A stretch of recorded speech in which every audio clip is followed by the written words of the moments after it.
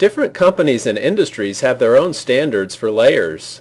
Each layer assigns a color, line type, and line weight to a group of similar features. In this exercise, we will create and apply layers to our landscape drawing and make it appear the way you see on the screen here. I'm going to begin by opening up the previous landscape drawing that included a plant list on the Layout tab. And as you can see in the Model tab, there are no layers currently assigned. Everything has the same color, line weight, and line type. You can also see that in the section up here on the Layers panel. The drop down has no layers other than the default 0 layer. To enter new layers, I need to go to the Layers Property Manager, which is available on the Layers panel, this little button in the top left corner. Here again you see that there are no layers available except for the default layer. I'm going to go ahead and create a new layer here, and I will call this new layer Brick. It has a color that's called 12, and I can type in 12 here to assign that color. It has a continuous line type, and it has a line weight of 0.25. If I click on the line weight section, it opens up the line weight box as you see on the screen, and then I can pick the specific line weight that I want, in this case 0.25. I'll create another new layer. This one will be called Concrete, and it will have a white color, so I'll click on the color, select white there. It has a continuous line type, and it has a line weight of 0.30. I can create another new layer called Flagstone, and it has a color that's kind of a gold color. It's color 42, and you could select that from up in here until you get to color 42. You could look for that color, or you can type it in as I did. I simply came down here and put in color 42. I'll say OK. Flagstone has a continuous line type and a line weight of 0.25. My next layer is going to be the hatch layer. It has a white color, a continuous line type, and the default line weight.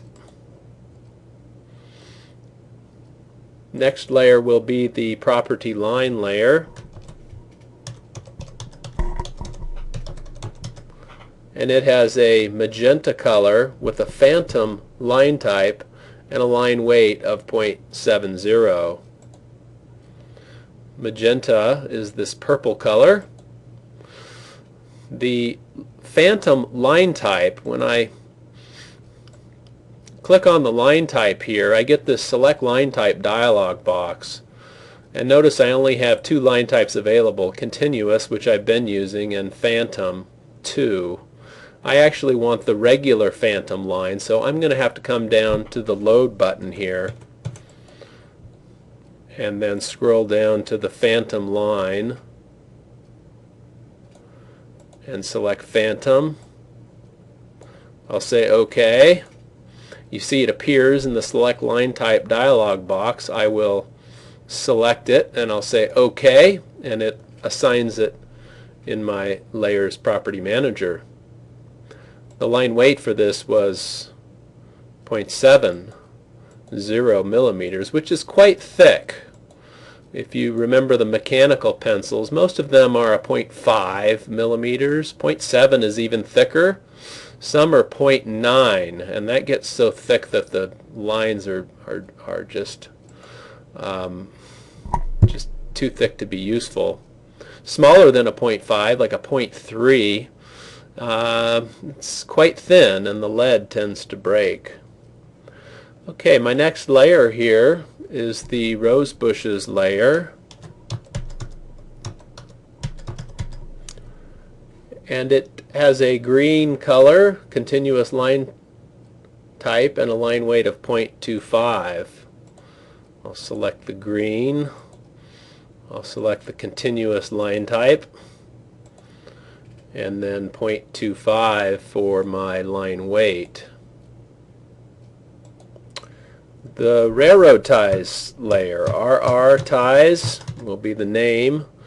They have a color that's kind of a brick color up in here. It's actually color 17, but you can see where these colors are found in the AutoCAD color index.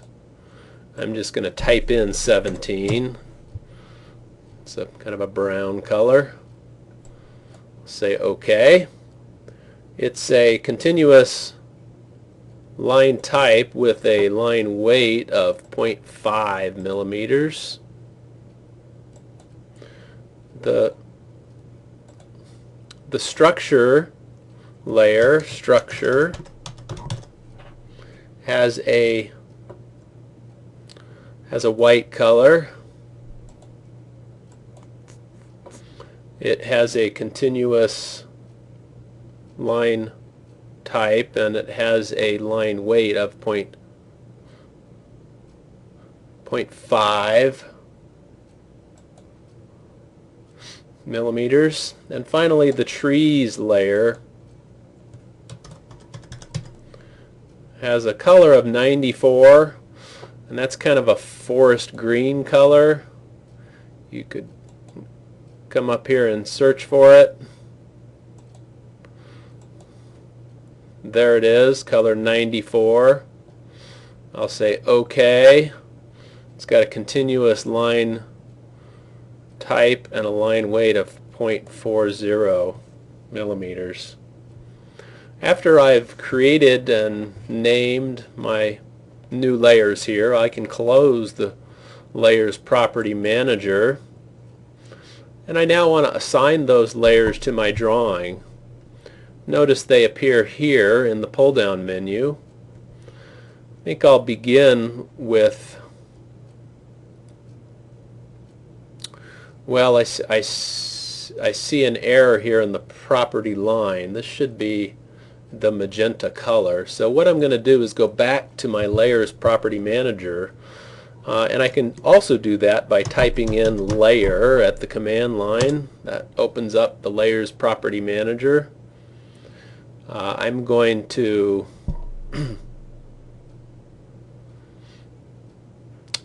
look for my property line layer. There it is, and that should be the magenta color. It should be a continuous, no, it should be a phantom line type, and it should have a line weight of 0.7 millimeters. I'll go ahead and close that out. I'll select the phantom layer, or the property line layer, and then what I can do is I can select the property lines everywhere on my drawing. I want to be careful not to select any other lines or elements, because it's only the property lines that I want. And after I've selected all of those, I can put them all on the property line layer. Now, notice that the thickness of this phantom line is not showing up. It's a 0.7 millimeters. We can turn on our line width display in our drawing area by going down to the status bar in the Show Hide Line Weight area. And if I turn that on, notice how thick that phantom line gets. Now the phantom line is for this property boundary is supposed to be a line with different length dashes. And if I zoomed in enough, you could see that. See how it's actually a phantom line with these short and longer dashes. The reason it's not correctly displaying right now is because the scale of this drawing is quite big, and I have to adjust the scale of my line type. I can adjust the line type scale by typing in LTS at the command line. And the LTS is just equal to the scale factor of the drawing divided by 2. So the scale factor of this drawing is 240, divided by 2 is 120. I'll type in 120, hit enter, and notice what happens to my phantom lines. They immediately change shape there and appear correctly.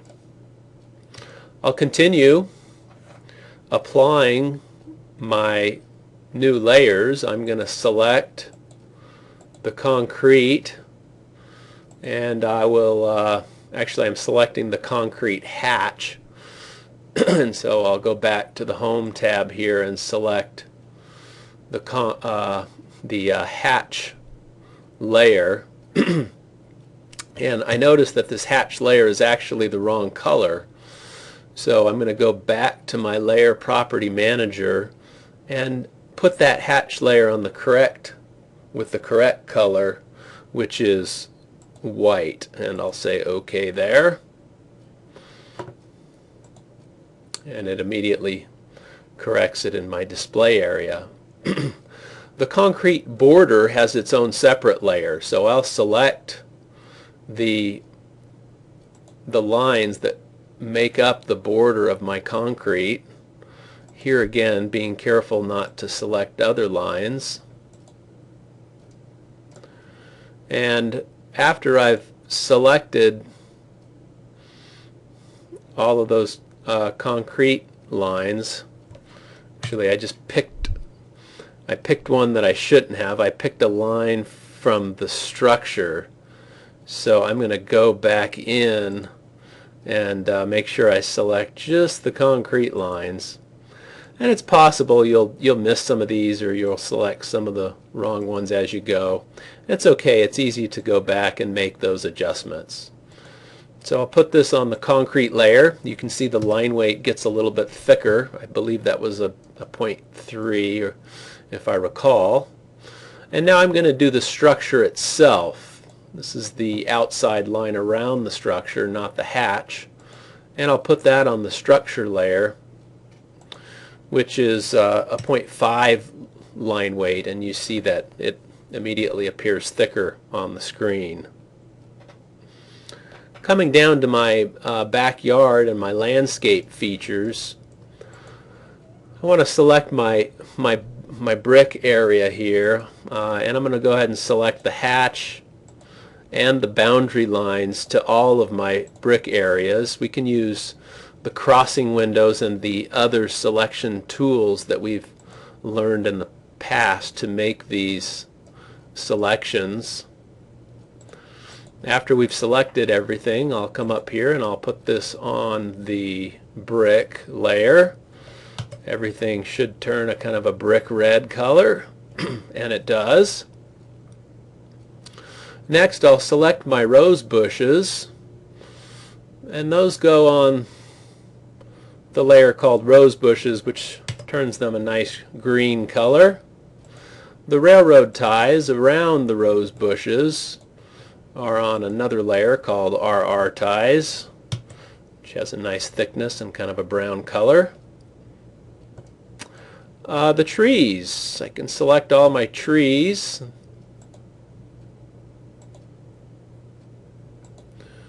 They're all on a different layer here, or the same layer, I'm sorry. Go ahead and put those on the trees layer. They get nice and thick with a nice green color. Finally, my flagstone. I'm going to select all my flagstone elements, that is the lines and the hatch patterns, And I'll put that on the flagstone layer, which is a nice tan color.